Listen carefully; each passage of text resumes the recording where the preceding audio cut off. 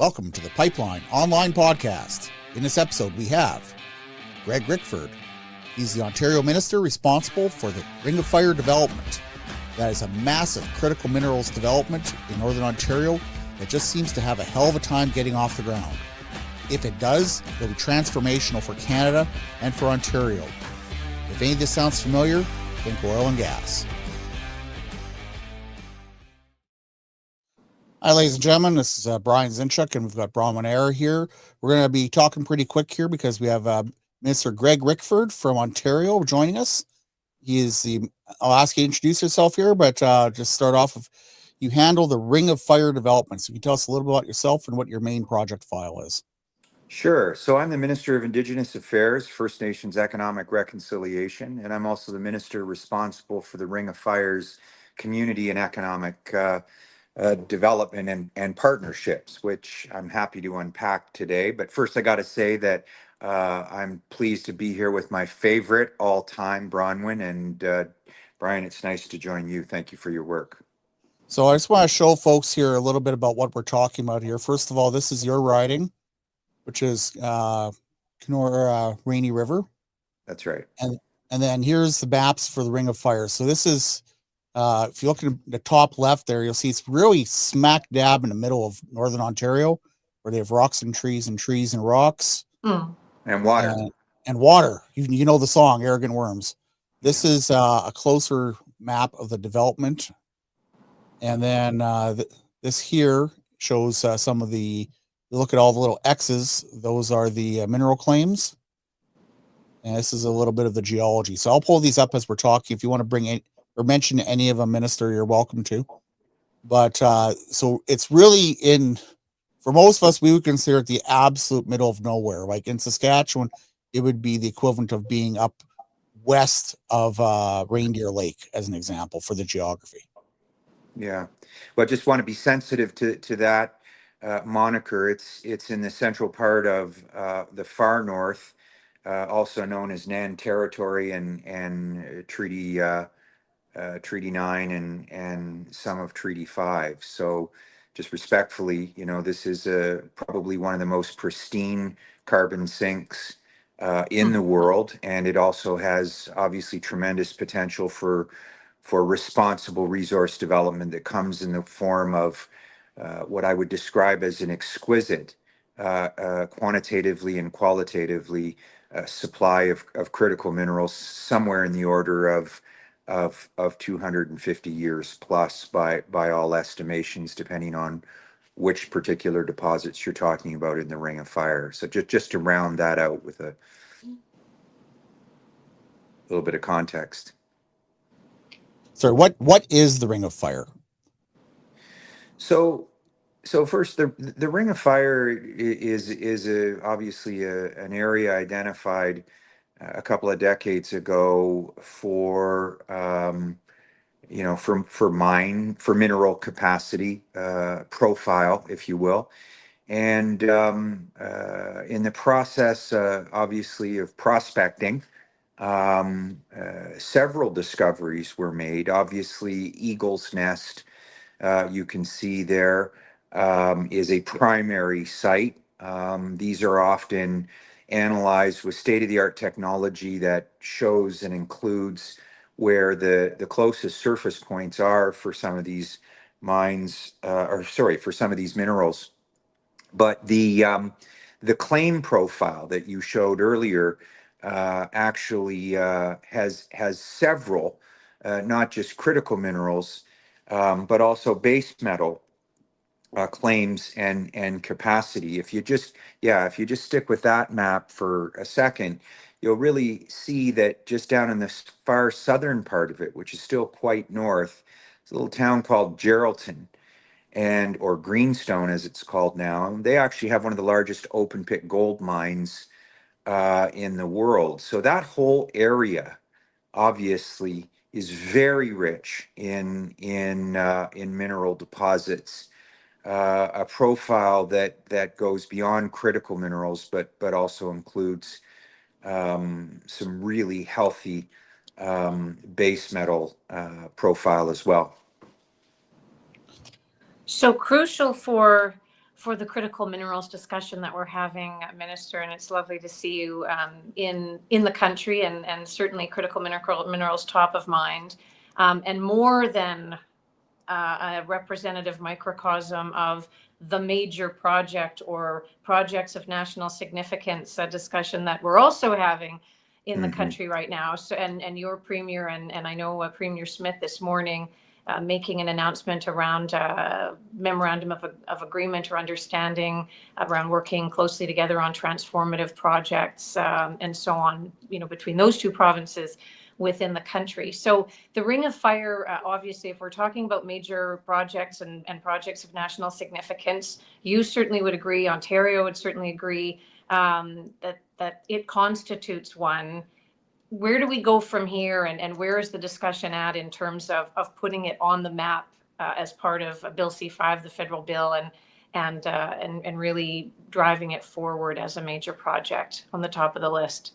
Well, first I should say, Bronwyn, that just stepping outside of the Ring of Fire framework, Ontario has a number of critical mineral sites, and there's a few of them that may very well get to market before the Ring of Fire actually does, and we're excited about that. The Ring of Fire has a kind of complexity, if you will, and I see them as opportunities, which is why I'm charged or tasked with the economic and community partnerships of it. It will and is currently requiring extensive legacy infrastructure just to reach where the Ring of Fire is. So a couple of important points before we unpack the heart of that question. We're talking about a corridor that is roughly the distance between Toronto and Montreal, so somewhere in the order of about 450 to 75 kilometers. We're also talking about a number of First Nations that are proximal to and around the Ring of Fire. And most notably, these First Nations communities are the last of more than 30 to still be on diesel generation for their electricity and have no road access. So I think the important thing to think about the Ring of Fire is a legacy infrastructure development is afoot, and with it comes obviously what I've described as an exquisite quantitatively and qualitatively supply of critical minerals unmatched the world over. That's an important way to frame it and think about it, Bronwyn, because the work that I do with the First Nations communities most proximal to the Ring of Fire is find consensus around the kind of legacy infrastructure that nobody disputes. So, for example, good, clean electrification, better access to health, social, and economic programs, road access, better broadband, better critical infrastructure for those communities. Oh, and by the way, some world-class mines could be built. So I see this as an economic project that whose baseline features include important economic and community partnerships that will economically change the game for those communities and many along highways 11 and 17, which form the Trans-Canada Highway, south, as we would say in Northern Ontario, but very, very north to most. So now you can see very easily that like some of the developments in Saskatchewan, they have required or they compel us, to be good partners with First Nations and to build out the kind of infrastructure for long-lasting resource development. And of course, you guys have done that very well over the decades and should be very proud of that. And we see something akin to both what Alberta and Saskatchewan have in their resources, couched in critical mineral and frankly, base metal production. I would say Ontario, by the way, is the fourth largest producer of gold, just as a jurisdiction, the world over. So we're pretty proud of our mining profile in the mineral space, and we think we have the know-how to develop this region, but we want to be very careful, very deliberate, and obviously have consensus around the key legacy infrastructure pieces required to build something like that out. So I want to ask you here about, how big are we talking? Because it looks like we're looking at roads. I don't know if those are going to be paved or gravel. You need obviously rights of way for electrical to electrify everything. You're going to need massive megawatts to run these mines. If you build out all these things, and I was looking at the website for Ontario talking about, I think there's 7 different minerals, chromite, copper, cobalt, platinum being among them, all Yeah. which are very important. I mean, are we talking about an area that has a few thousand people going to the size of Fort McMurray with 80,000 people, or Sudbury with 160,000 people? Like, how big can this be if you fully do it? Well, it will certainly, conceptually, you might be able to think of it as such.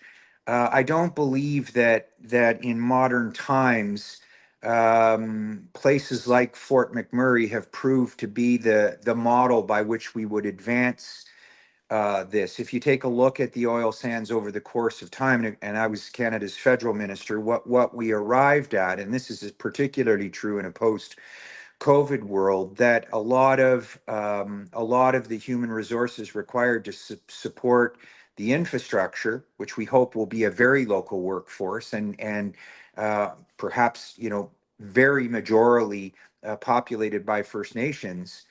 The mines themselves, somewhere down the road, hopefully sooner rather than later, um, will likely reflect some of the workforces and destinations where there's robust mining activity in Ontario right now, outside of Sudbury and Timmins, and that is that it's a migratory workforce that goes in, puts in a couple of weeks of shifts, and moves out. They may live in Thunder Bay, they may live here in Kenora, they may be Sudbury based, they may come from other provinces across Canada. But again, what we're working on here is the kind of model that will optimize local workforces, and in particular, First Nations. So are we talking like 3,000 jobs, 30,000 jobs? Oh God, I mean, listen, I think putting a number on it might not be a useful exercise. This will be one of the largest economic spikes, certainly not just in Ontario, but likely by any comparison across the country. So I wouldn't, I don't think I'm interested in putting the number of jobs it will create. I'll tell you this much though, Brian. The jobs required just to establish the legacy infrastructure into the Ring of Fire would very well exceed the sustained employment of Eagle's Nest, which is again one of the primary sites, and other mining locations. These are generally populated by 100 to 200 workers, depending on the size of a given mine site. But certainly tens of thousands of people easily would be employed in building the legacy infrastructure, and everything that includes. And then, of course, depending on how many mine sites actually evolve, building those mines, and then engaging in the extraction and transportation activities. I don't think you'll have, when done, you'll see a region in Canada that has more economic activity on the go than that done right. Minister, there have been some delays, obviously, and when Premier Ford first came into office, as you know, he made the famous bulldozer comment about how he would hop on a bulldozer himself to build the roads to get up there and obviously get mining. Years have gone by. There have been delays and around that legacy infrastructure that you talk about. What would you say have been the primary reasons for that? Well, Bronwyn, probably not the ones you think. But I like to dispel that notion from the get-go. The primary, and I won't ask you, I won't put you on the spot what you think those are, but I'll tell you, I know what most people think they are, and they're not that. The ones that that pop out in my head go back to when I was the federal minister of natural resources, and ideologically we were dealing with a provincial government that had a framework to have an agreement for a framework agreement that would establish an agreement for a framework to do an agreement for a framework agreement amongst First Nations communities and municipalities. And over the course of a decade or more, absolutely nothing got done. I mean, if you read the news clippings, you would think that we were producing chromite like a chicken might eggs. But nothing was actually going on. It was administrative process that we shut down. In the past 6 years, a significant amount of work has been done and done a different way. So we've established the environmental assessment processes, and it's actually First Nations that are leading those processes. They're about to come off line this spring, and at the end of this year, we'll be fast tracking their review. But the other significant barrier, Bronwyn, and it's one you're very familiar with, frankly, is the redundancy of the federal government. I mean, in more recent times, it's been Bill C-69.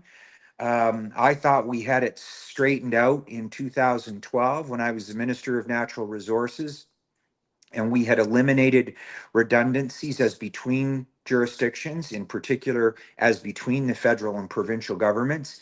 But of course, it didn't take long in a world of 2015 to 19 in particular, when we were smothered with so much federal legislation that it made it difficult for any project anywhere in the country to move, even if the province was demonstrably showing some progress on it. And the Ring of Fire is a classic example. There were federal processes, particularly through Bill C-69, that were put on, if you will, different aspects of the Ring of Fire that made it very difficult to proceed. So what does that mean, Greg? Well, it doesn't just mean that the corridors themselves, Bronwyn, the mine sites themselves became the subject of Bill C-69. No, this was the federal government said we actually think that we should have a role in the corridor. So the actual building prospectively of those roads. I'm cautiously optimistic that the federal government has heard the clarion call of our premiers, to move out of the way and let the relationships between northern communities, be they municipalities and First Nations, and the province, who by virtue of the Constitution should be the ones responsible to deal with those, and let us do our important work. We're hearing signals that's happening. We haven't seen them materially yet, but I will tell you that especially in the past couple of months, there's been a little bit of more freedom to move about the cabin, if you will, and get real work done. And in the case of Ring of Fire, the material construction of what I would call the beginning of the corridor down there in Greenstone is physically happening, and that will lay the foundation to what Brian described as a very big corridor required to access that, replete with electrical or some other energy combination thereof into the region, and of course a road that can handle commercial, industrial, and private transportation. So it seems to me that Ring of Fire is the absolute embodiment of what some people refer to as Canada. We're no longer a nation that can do things. We're a nation that can't do anything. And you kind of alluded to this. I'm just going to ask this flat out. Has it been First Nations that have been standing in the way of some of this? Has it been environmental groups, or is it simply, as you said, governments who are, mucking up the works and throwing a monkey wrench in absolutely everything? Well, it certainly, and I'll say this unequivocally, has not been First Nations. If leading with that thought, Brian, there are redundancies. What we've taken in our own Bill 5 and what you see in C5 is an exercise in ensuring that the source of the most serious and therefore lengthier delays has actually been government. Okay, like provincial and federal government.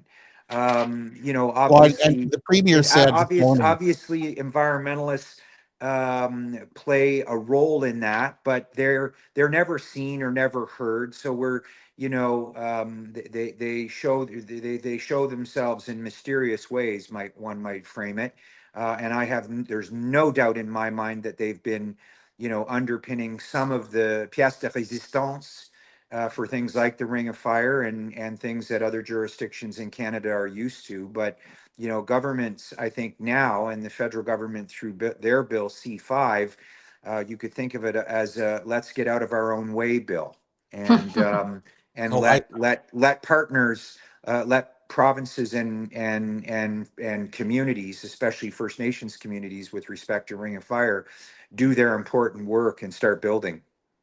I just have to briefly go to a 30-second ad here, Minister, if you just want to hold on for a second. For your well Happy to. servicing needs in southeast Saskatchewan and southwest Manitoba, you need the General. That's General Well Servicing of Cardiff, Saskatchewan.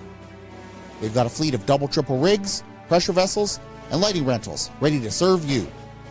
They can perform rig assist and frac assist operations as well. Call Kevin at 306-482-3244. That's Call the General at 306-482-3244. Yes, sir. So, Bronwyn. So, Minister, just to make sure that your Bill 5 is fully understood within the context of Ring of Fire. So, as I understand it, the original purpose of Bill 5, Ontario's Bill 5, was to create these special economic zones, which exempted private companies who were, in a trusted position with the government from certain provincial laws, environmental laws, labor laws, and so on. Is that still the case? And is that how one is kind of to think of Bill 5? And then is that then in turn, does that in theory apply to those Ring of Fire sites? Well, that's a good way of framing the question. First of all, Bronwyn, the Bill 5 is not just about special economic zones. It obviously deals with a number of ministries, in particular energy, the Ministry of Economic Development, Job Creation and Trade, and the Ministry of Environment and Conservation and Parks. Those are the three lead ministries sponsoring the bill, if you will. But it is more important to understand it is one project, one process, right? This is to Brian's, edgy but appreciable question earlier, right? This is about governments, especially ministries, tripping all over themselves with different processes, and then God forbid the federal government does their pile on, and we can't get out of the way to save ourselves. So one project, one approval process streamlines the ministry, the activities of a number of key ministries in the government of Ontario, gets us all working on the same from the same songbook, out of silos. No offense to grain silos out there in beautiful Saskatchewan, but to get the inertia pointed in the right direction. And then I would say, for my part and my role, to ensure that the right economic partnerships and the right community partnerships are in place to start building. And I suspect that will happen in the not too distant future. I don't understand why, for instance, you want to build a road in Ontario from one point to another point, just like in Saskatchewan, if we wanted to build a road from one town to another town, that's entirely provincial jurisdiction. Mineral rights are entirely provincial jurisdiction. I don't understand why there'd be any federal interference of any sort. And I would think that if it's all within Ontario, purview, and I admit I could be very off base on this, but if it's all in your purview, couldn't you guys have sorted this out yourselves by now? Or is it really the feds getting involved with all this? Well, I got a short answer for you on that, Brian. I agree, right? Like what are they doing involved in this? I mean, certainly if I was to be a little bit more savvy and draw on my federal experience, there are obviously navigable water pieces for a development this large that implicate the federal government. But as lawyers and good ones that Bronwyn and I are, who have also been politicians, the justificatory test for the scope and application of these far-reaching bills like Bill C-69, and that's the one I really want to focus on. I don't want to talk about any other pieces of legislation really that have frustrated, if not made it very difficult for provincial jurisdictions to move on large-scale projects. Hopefully, this brand of the federal Liberal government understands a little bit more clearly, or hopefully a lot, let's put it on the table, the separation of powers and how they're set out in sections 91 and 92 of the Constitution. And then I think we would be able to build these projects more efficiently and certainly more effectively. Minister, you have, I mean, obviously there was, we've touched on it a little bit, environmental resistance along the road to Bill 5, Indigenous resistance in some quarters as well. It reminded me what you were sort of confronting toward the end of your sitting there when it was passed, of the Saskatchewan First process when we passed that legislation here, having to reassure that there was not only the duty to consult, of course, which was embedded in everything, but that there would be an honoring of Section 35 of the Charter, which recognizes and confirms and affirms Aboriginal treaty rights and so on. You had to do that as well, and I know consultations are going on this summer, flowing from the legislation. Just comment on that, I guess, in terms of the process. What happened, what happens from here in terms of that side of things. Yeah.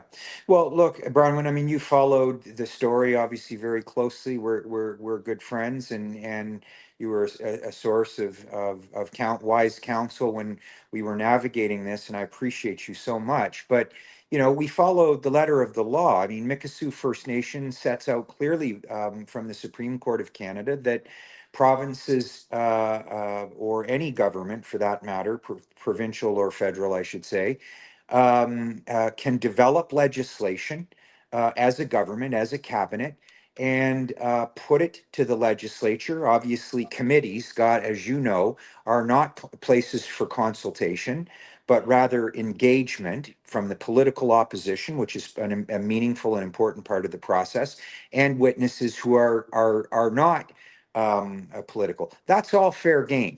But the fact of the matter is that our duty to consult, it kicks in when the legislation is passed. That's what the law sets out. That's exactly what we followed. And there's no question that obviously we can debate it. And certainly, our political opposition and some, organized labor groups, et cetera, decided to chime in on the world according to them. But, First Nations made it clear that they would have preferred a consultation before the bills passed. We followed the letter of the law, and in fact, in earnest, started a political engagement, which is different from consultation.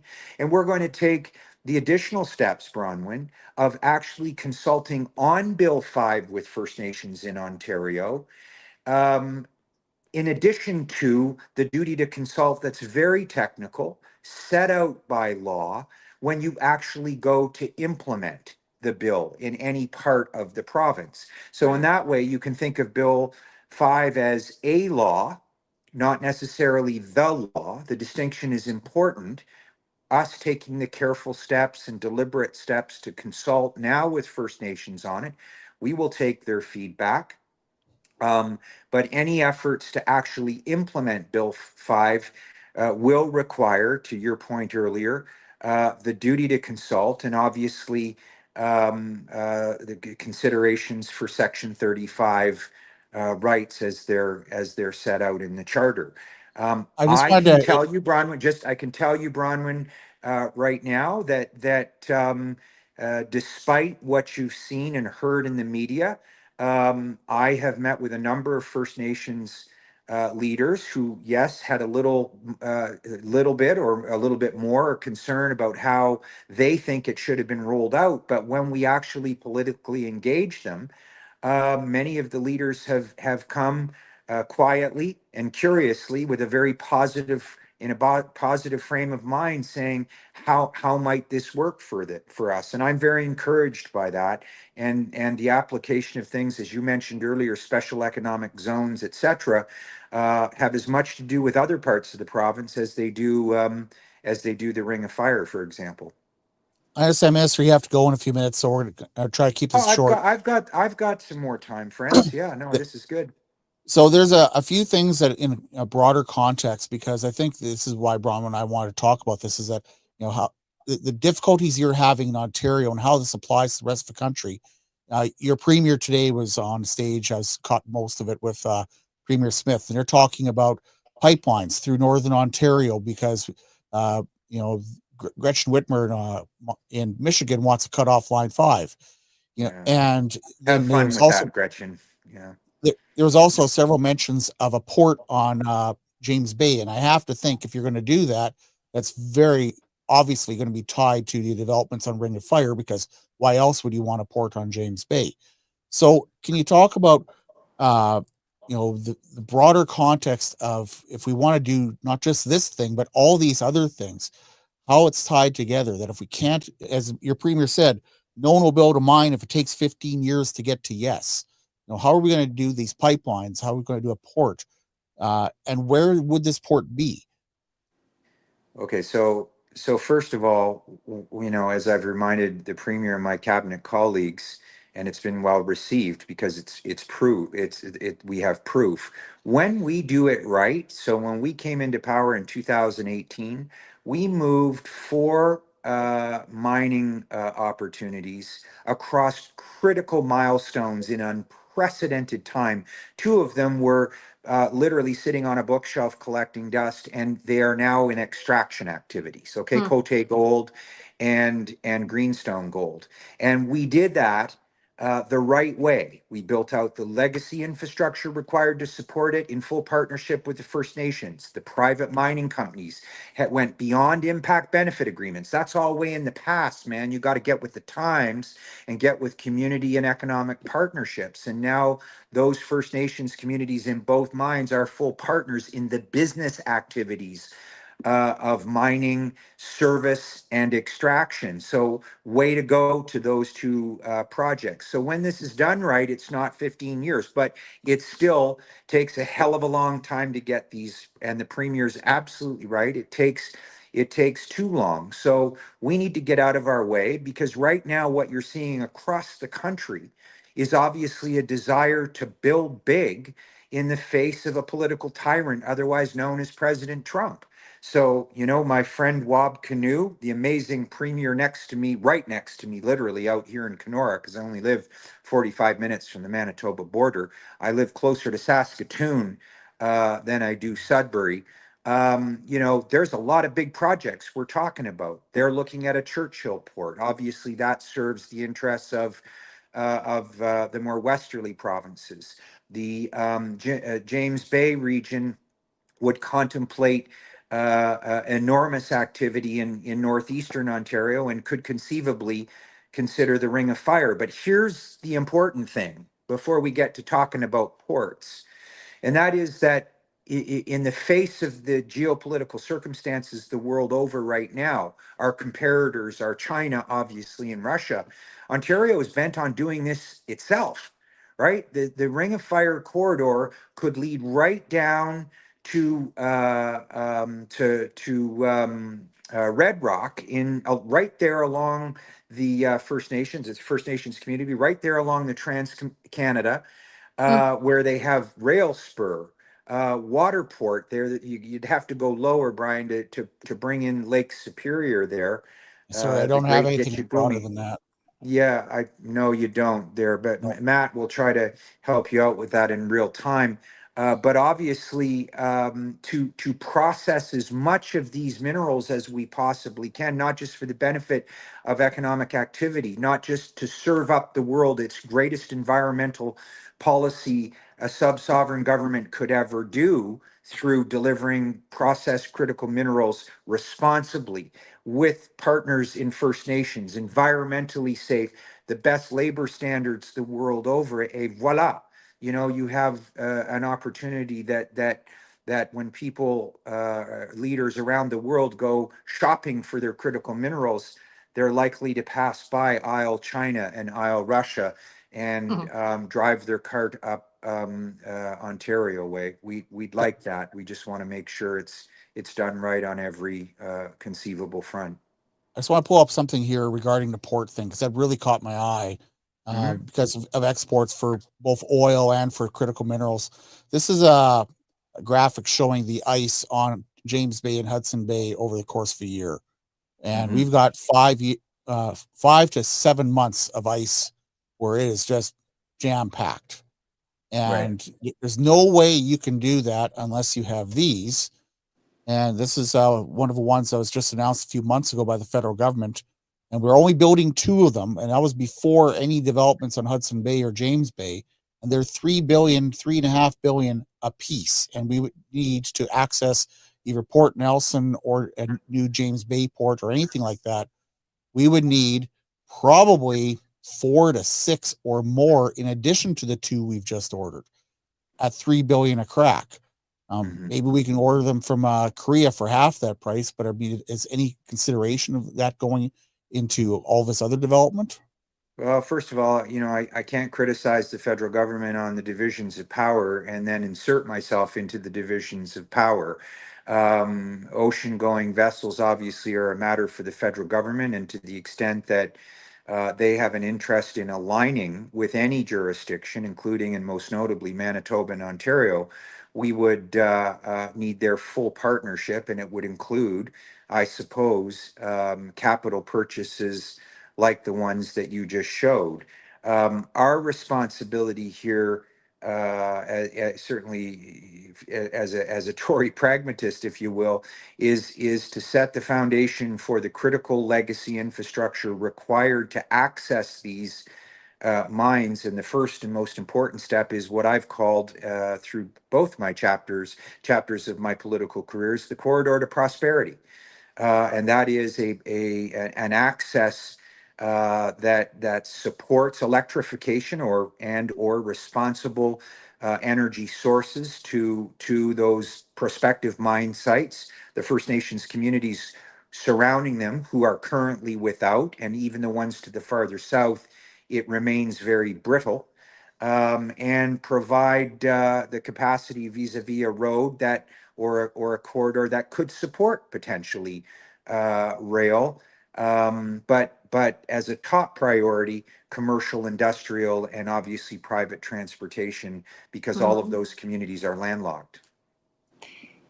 In terms of Bill C5, Minister, obviously we have Ontario's Bill 5, federal Bill C5. Does it worry you, the increasing talk around provincial vetoes? And again, that it's been evasive at best, some of the comments coming from the federal government, you know, both being very, very clear. Prime Minister Carney has said, you know, if one province, Quebec, BC, doesn't want something, that's it.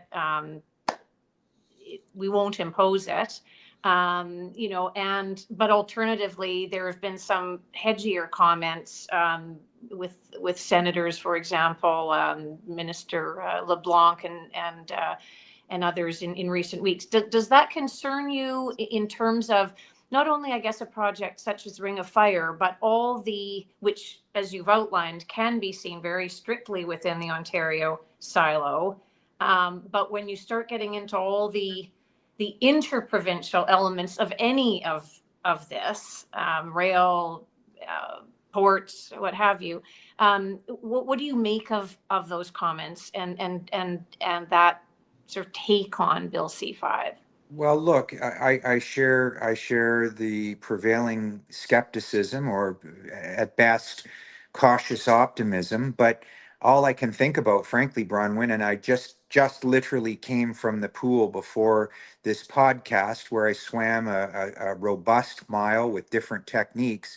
And all I can think of when you ask that question is when I watch my daughters who are competitive swimmers do their training, their coach makes them do the breast or front crawl with one arm. And how do you think that goes? They get out of the pool tired and frustrated. I would prefer these projects be done with two arms. Here I go. Yeah, I'm doing a podcast Yeah, that showing would be you good. an accomplished swimmer. It always makes more sense to have those limbs A, working, both of them, and B, going in the same direction. So veto, completely unlike the United States and the presidential powers, is really a phrase saying, well, if the provincial government doesn't want it, it seems unlikely the federal government could do it.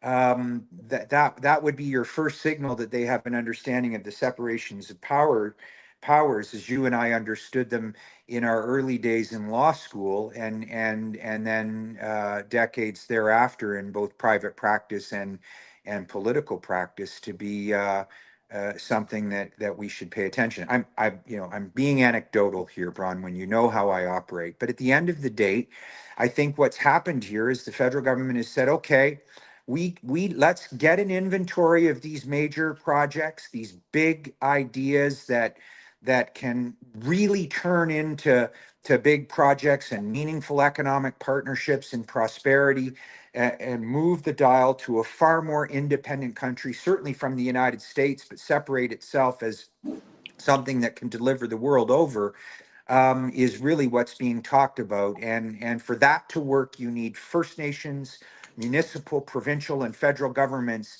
So there's four limbs, to use our swimming metaphor, all working on the same stroke for the same purpose. And I think when that happens, and there's been too few of those, for certainly in the last decade, to draw from, it holds great promise to actually get these projects done.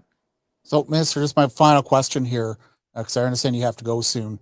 Uh, what is the most optimistic, actually getting things done? What's looking at for timelines? I mean, how long would if we started tomorrow? How long would it take to get a road in there? How long would it take to get the first mine built, and actually start seeing real development? What is the most optimistic timelines you can see? So I think the next couple of years will be pivotal. First of all, the corridor to prosperity is already underway. If you consider, as I said earlier, the first part of it that has secondary provincial highways right off the Trans-Canada, and then gravel road surfaces that then splay out to winter roads.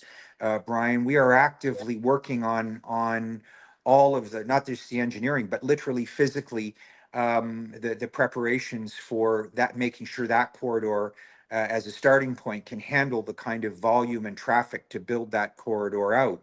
The environmental assessment processes, both of the major ones, for the purposes of access to the northern First Nation communities, and in so doing, the First Nation or the mine sites, come off board in the coming months, and by the end of the year, their reviews are completed. So I don't see anything stopping us from construction on the actual corridor, which is, where no roads currently exist. And if they do, they come in the form of winter roads, being built over the next couple of years. And so it's conceivable, and working with Wailu Metals and Juno, a couple of companies working in the area, I think are feeling more positive about a modern reality of mines being built within hopefully the next 4 to 5 years. I think that's very encouraging, and I think it's possible. My last question, Minister, just to go back to what you said earlier, and just really to clarify, because I just find this interesting, and I've been thinking about it since you said it. In terms of the two projects that you mentioned, the two gold projects that were on the shelf, dusted off, and now reality, was your point that those were pre-C69 within the provincial ambit run projects, which followed the rules, followed procedure, followed everything, and successfully got off the ground. Is that a correct characterization? First, Well, they're both Bronwyn. You're amazing. Both of them, the federal government wasn't involved. Oh, that's not true. That Prime Minister Trudeau actually showed up to shovel dirt I on remember you can that. imagine on the Cote Gold project, Yes, I remember that. and I was up there on behalf of the government of Ontario for the Greenstone project. So yes, again, let's take a look at how they got there in quick time. The federal government got out of our way. We got out of our way. We worked closely with First Nations communities most proximal to that development. Greenstone Gold, Bronwyn, had to move part of the Trans-Canada Highway. Did that show up on your radar screen at all? You know, Never even like heard of it. this was a big time project. You come Yeah. up to Greenstone, both of you with me, you'll see one of the biggest open pit gold mines there is. First Nations communities with economic interest, not just in the extraction. They're putting out, you should go online and Google it. They put out gold bricks that are this big, worth $7 million, I think was one of the bricks that I was holding. I mean, come on, man. When we do it the right way, we can get these projects done. Unfortunately, the premier is right to point out that on average, these projects in Ontario and in Canada, for that matter, take way too long. 15 years is completely unacceptable. I agree, but I like to stay positive, as you know. And I like to have frames of reference that give us inspiration and hope that when we do it the right way, to Brian's question about Canada, I think of the Waterboy movie and say, we can do it, right? We can do it. And I think we've got, I like us to have a positive frame of reference that these things can get done on a serious note if we do them the right way and we have levels of government working effectively together. Keep up your front crawl, my friend. Thank you I very much, appreciate it. Mr. Rickford, and look forward to talking to you perhaps again in the future. Hopefully, we get something built here. She's one of my favorites, Brian, and I'm just getting to know you and think you're pretty cool as well. So I'm happy to show up anytime. If we ever get a pipeline built through Northern Ontario, I'll see you there. All right. Thank you. Hey, Thank Bronwyn, you. we're gonna stick around here. I'm just gonna run an ad, and then Bronwyn and I are gonna discuss our conversation a little bit more, and kind of dig into some of the other things here. So just hold on for 1 second. We ran that one. We're going to do general well servicing. Or we did general, sorry. Hold on. There we go. There's a reason that HG Jack has dominated Saskatchewan's oil patch. That's because that distinctive curved walking beam reduces energy consumption by about 25%. That means 25% less power bills, 25% less carbon tax. That's a big difference. It's available exclusively from Grimes Sales and Service, Batman, Saskatchewan. Well, Bronwyn, I wanted to pull up here the thing I was talking about. I really wanted to dig into more of this, and you didn't talk about as much as I would hope, which was the Hudson Bay, James Bay thing here. So if you take a look on the bottom left, that little part in the bottom is James Bay. And as we can see, there's a lot of ice there, and there is no way any port's going to get built that's going to be functional anywhere close to year round without very expensive investment into icebreakers. Absolutely. What are your thoughts on that? Well, I agree with you, and you've done some great work on this, and this has been an issue for a while. I mean, there's been talk about this bay for a while, and under the radar, but really shouldn't be under the radar is the fact that, as you pointed out, an icebreaker runs, $3 billion in cost, and you'd need a whole fleet of them for some of these projects, whether we're talking, Prince Rupert through to, via Churchill to Hudson Bay, and then there's talk about Labrador and then a port in Nunavut and getting product out that way. it's just, I understand the appeal because it's so uniquely ours, and it's so uniquely not getting into that cross-border, with the states conversation. But we really have to be realistic about this and the fact that these areas are under ice, at least half the year. And then you get into the Nunavut scenario. I'm very, very concerned about, getting waylaid and distracted as the C5 conversation continues around what constitutes a major project and what constitutes national significance, that provinces are just sort of throwing a lot of these things out there, and there isn't really a harmonized central conversation about it or focus. Well, and I wrote a column. You can go on Pipeline Online, scroll down a little bit. You'll see it where it has that icebreaker where I talked about the impracticalities of shipping oil through Hudson Bay. And I mean, this applies not just for oil, but it also, in many ways, it applies for minerals as well. And the reality is that, why are we looking at, basically, you ever see that meme where a kid's out riding his bike and puts a stick through his wheel and then he falls and he blames someone else? That's really what's happening here. Is I kept thinking when I was watching Doug Ford talking about a port on James Bay, and Mr. Rickford talking about this sort of thing here. The problem: why are we going to spend multi-billions of dollars when we can just simply ship it through Quebec to either a Quebec port or an Atlantic Canada port if we're going east, or Prince Rupert, which is ice-free? I mean, why are we going to go through all these things just because someone doesn't like anything shipping through their jurisdiction? And you know who that someone is. And you're going to start having to circumnavigate, Quebec anyway, right? You're going to get into the polar bear conversation. You're going to get into the north. It's going to be a real patchwork of consultations, to be sure, I think, on the Indigenous front. And those conversations have been happening. Let's not forget. I mean, this conversation around Churchill, for example, in Hudson Bay, that's been going on for some time. And there have been consultations on those would-be projects, and they haven't really gone anywhere. And I think they haven't gone anywhere for a reason. You also have to start thinking, what private company is going to want to put in place suspended pipe through Muskeg and the Canadian Shield terrain and operate a pipeline like that across the northern part of provinces to reach the bay? It's a major undertaking. It's an incredibly, colossally expensive undertaking. We just have to remain realistic. What concerns me about the Bill C5 conversation, and I get Minister Rickford's optimism, and I love him for it, and I get it. We all have to try to remain positive about this stuff, but we also have to keep our eye on the taxpayer.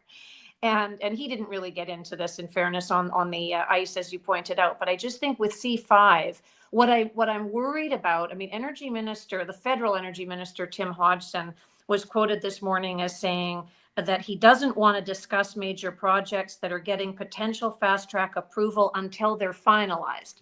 That's very convenient for him and for the federal government. But in the meantime, provinces are going to start having their one-off conversations around which projects they want, and the feds are going to hold their cards close to their chest. And so it's going to remain quite secretive in that regard, and potentially a little bit random on the provincial front. And we're just going to try things out. And that concerns me. The process concerns me.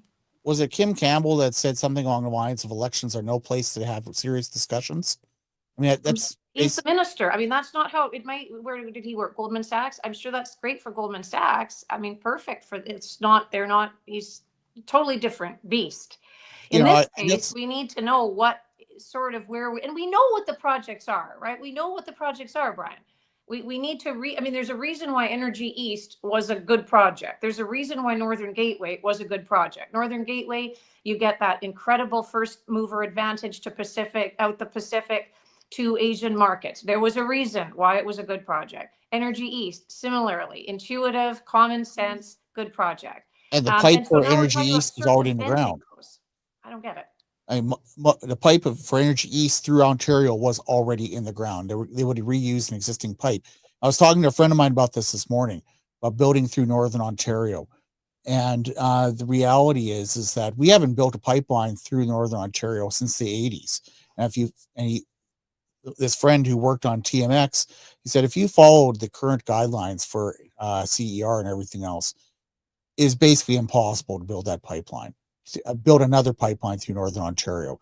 And you can see this right now, that what's happening with the minister there. The road they're talking about is not a 4-lane paved expressway. It's not even paved. They're talking about a gravel road through Northern Ontario to get access to untold billions of dollars of minerals, which can dramatically increase not only the lifestyles of the people who live there, as you talked about local employment, but of Ontario and of Canada. You know, just to build a gravel road. I mean, the geography we're talking about here is quite literally some of the hardest, and I might say hard, I mean rock hard. Yeah. And it is rocks that are 4 billion years old as Yeah. part of the North American Craton. It is stuff that has been scraped off by 26 ice ages over the last 26 million years, or 2.6 million years. All that's there is rocks and trees and rocks and water, to quote the arrogant worms. And the reality is that anything you want to do, you have to blow up. And you have to get over this boulder. We can't just pick up the boulder, because the boulder is literally the crust of the earth.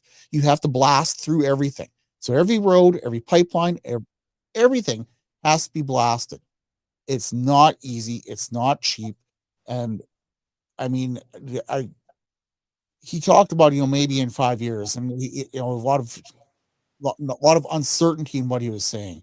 Well, and he also talked about how, the importance, and I take his point. We talked about that at, I think, the last question about what projects have previously been made possible within the provincial realm without that superimposition of the feds, Bill C-69 and otherwise, right? And it's possible. Projects have gone forward. C-69, of course, completely muddied the waters, but going forward, it's funny, I'm really skeptical. I mean, not only about Bill C-69, because it's still on the books, but just about this veto talk, I think is really something that we should all be very, very attentive to. The fact that the feds say, oh, this is kind of a secretive process and we get to figure out what we're doing, and it's kind of by executive order, but at the same time, provinces have a veto. That sounds to me like the typical Canadian Quebec gets to kill chaos. everything. I read that as Quebec gets to kill everything, and everyone else can take their bat and ball and go home because they don't like it. And that would be a very sad state of affairs. It would be the current status quo. I mean, I hate to repeat myself here, but the only reason you would build a port on James Bay, on the Ontario part of James Bay, is if there was no way possible to ship through the east. That is utterly ridiculous. I just can't stop thinking about how they've been working on this for so many years, and how many ministers have gone through this portfolio, and how many premiers and different governments, both federal and provincial, and we still haven't built a damn mine up there in a ring of fire. Well, and I mean, Premier Ford, and again, Minister Rickford is a minister, and certainly has to navigate a lot of different things, and does it exceptionally well. Premier Ford, however, has been very outspoken on a number of these things. Certainly is very intent on building up the Ring of Fire. Good for him. And famously, as I mentioned earlier, talked about how he'd hop on a bulldozer himself and get it developed. And things have taken turns along the way, and there are a number of reasons for that. But he has of late expressed frustration again at process on a number of fronts, and has faced some controversy for that. Let's talk about that elephant in the room, because I can see, as a minister of Indigenous Affairs, or whatever it's called in Ontario, I can see why he didn't want to really open up that can of worms. But his premier has spoken about how difficult it is to get some First Nations to say yes to anything. And I mean, that's the elephant in the room that no one ever wants to talk about. I mean, Ms. Rickford clearly did not want to address that at all, but it's something that, and we saw it on Coastal GasLink. We saw it on Trans Mountain expansion. We're seeing it up north. I mean, the people who will benefit the most from this, from having a road that actually goes through the rest of humanity. That means that you can, take your grandmother to an MRI or whatever. They will benefit the absolute most. I don't understand why there's opposition at all from any First Nations in Northern Ontario to have this developed. Maybe I'm just clueless. Well, and Premier Ford, top of the list of the reason for his frustration has been the leave it in the ground side, and that that crosses a number of groups of resistance, shall we call it, right? I mean, there are those who just don't want any development at all. And I think that is particularly frustrating for him because he feels, and Ontario feels, that this is a real, road to opportunity, of course, not only for the province, but for the country. And so, we simply can't, we literally can't afford to have things go down this path much longer in terms of, delay and process delay by our own processes as a country. And I think that's what he's been frustrated about. I think that the language that's being used around the major projects bill, the federal major projects bill, Bill C5, not only on, well, we sort of have the right to decide for ourselves, but then there's a provincial veto, which we've talked about, but the very ingrained language that's been used about a free, prior, and informed consent, which is the UN Declaration on the Rights of Indigenous Peoples language, and other language, full equity ownership, and so on, that those are that any project that goes forward as a major project federally will have those two components. Confusing on the veto, but not so confusing on the Indigenous veto. Is just factually and objectively something that will have to be reckoned with in terms of what we define any major project to be. Well, I want to, I keep wondering about, could the Trans-Canada pipeline, which was built in the 50s, could that and its subsequent lines that were added to it be built under the current regime? Never mind the CPR in 1800s when there was no rules. You just built and did whatever you want and trampled over whatever. And, and there were obviously issues with that, but in the end, we ended up with a nation and a railroad.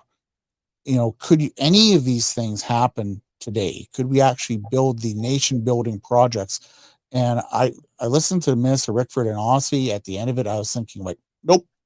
Yeah, nope, I don't think so. I'm not sure. And I hate to be negative or, and I wish not even as skeptical as I am, but I'm with you. I mean, I think that, and we're not discussing this enough.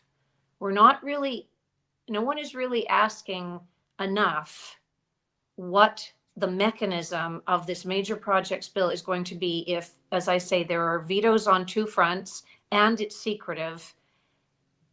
And provinces in the meantime are trying to avoid bringing up old projects which were unpopular to other provinces. So we're going to try new projects which are less rational, with all due respect,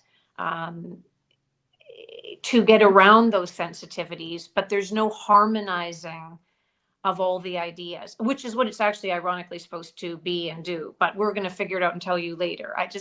It doesn't look good. Well, okay, so we touched on this before, but we have a few minutes. So I want to really talk about the column I did on Hudson Bay because I think it ties into this here.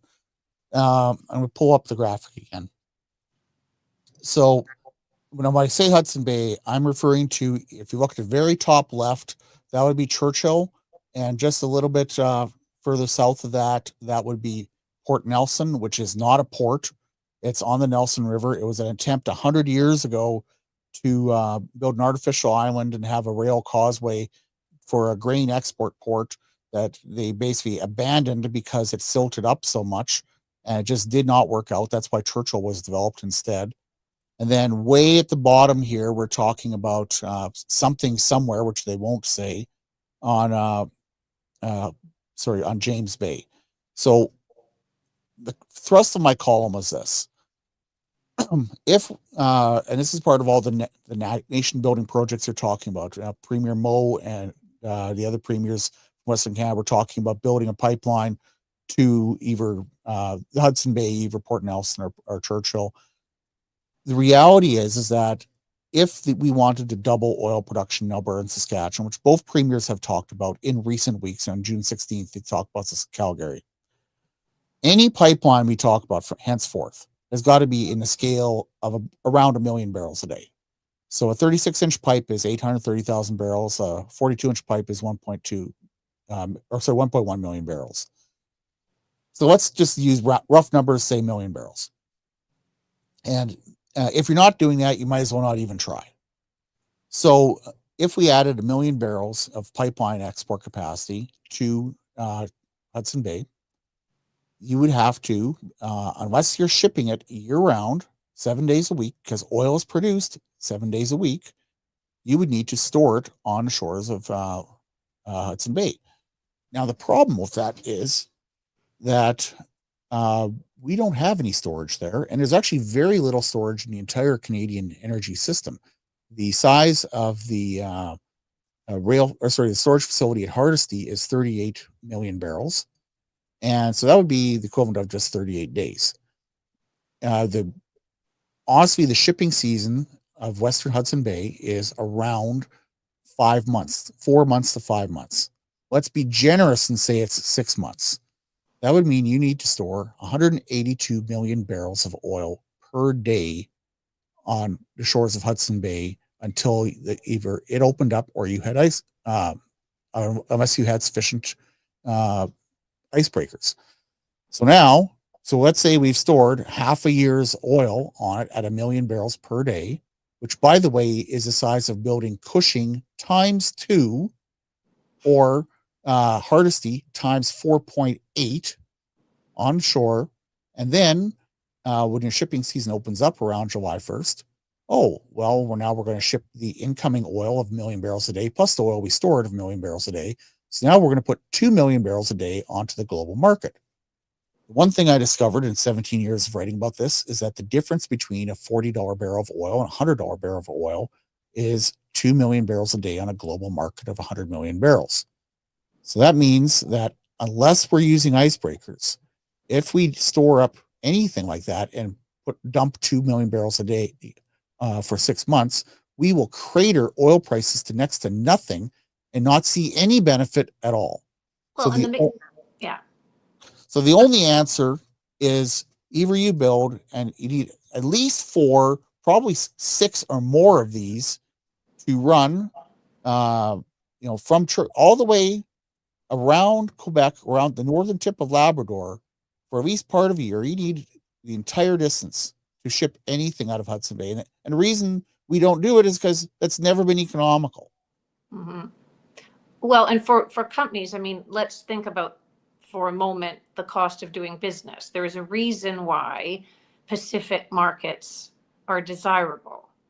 And that's why Northern Gateway was a good project, because this first mover advantage, which is spoken of so often, where you have Alaskan tankers, going down that same corridor, Prince Rupert would have enabled that, and Northern Gateway would have enabled us to gain an advantage of, I believe it's about 24 hours over what we currently have to reach Pacific markets. Pacific markets are sort of where the major markets are, which we want to sell energy products to. It's not that Europe doesn't want them, but you have to circumnavigate a lot of land to get where exactly. Are you then heading to the Middle East across the Atlantic? Are you docking in Southampton? I mean, it's just, are you then accessing an American port and then going over?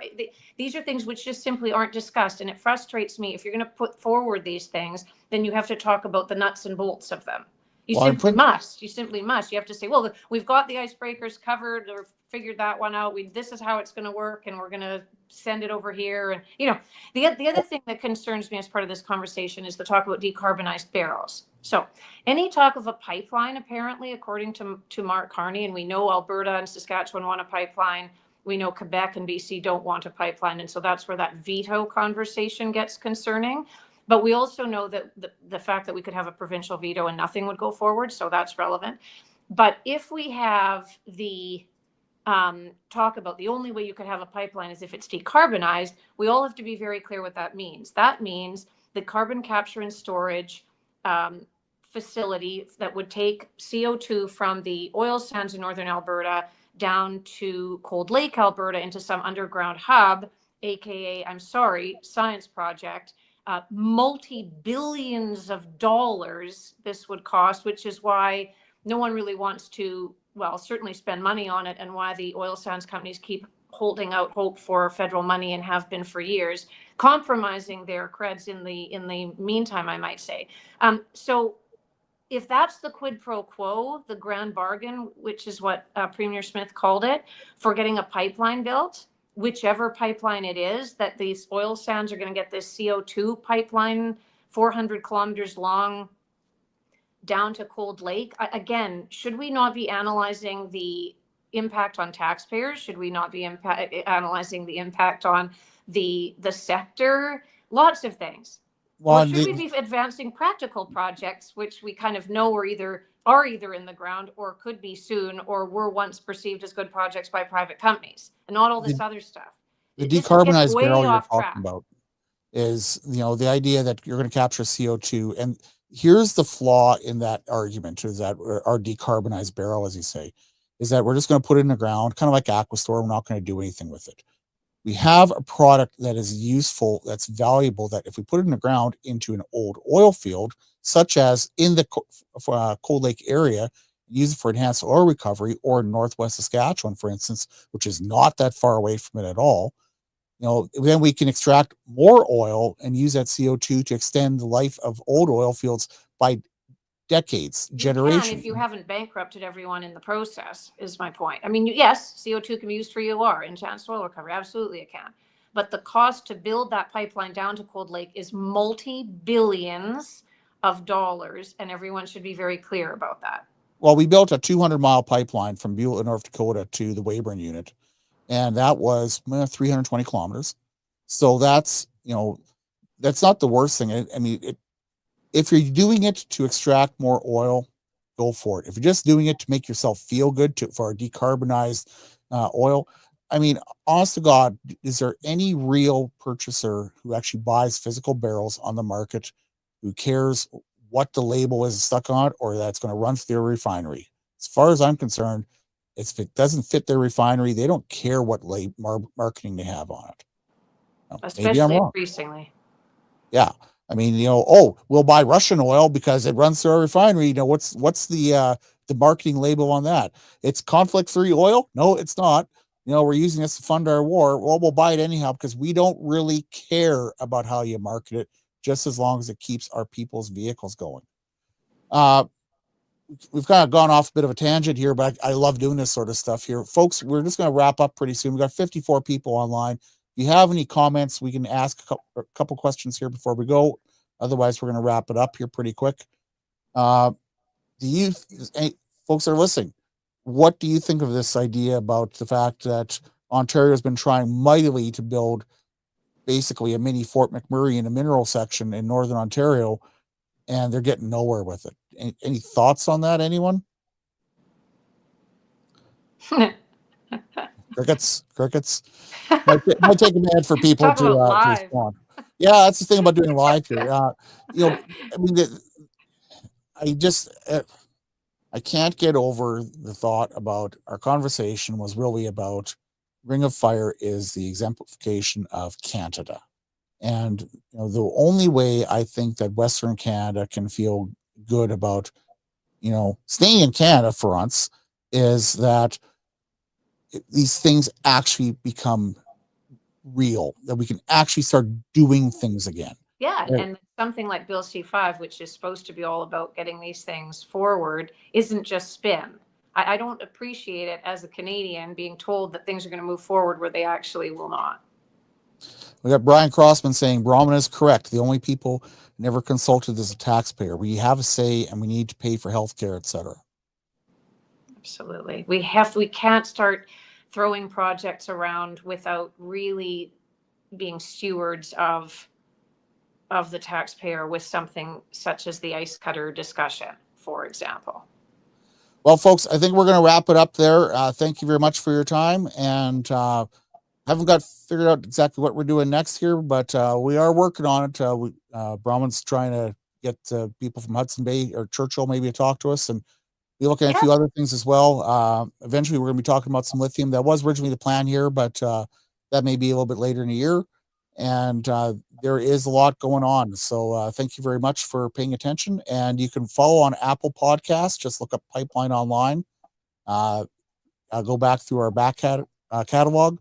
I really encourage anyone to listen to the one from 2 weeks ago with Minister Jeremy Harrison talking about reviving coal, because quite honestly, folks, that is the most significant story I have worked on in my entire career. It is worth listening to that podcast with the minister, because it is going to be very impactful for Saskatchewan. And it is a case of where, instead of the federal government saying, you can't do this, can't do that, we, the province, and Bronwyn was a big part of this, are saying, hell no, we're going to do our own thing. And we are. So thank you very much, folks, and have a good day. See you later, Ryan.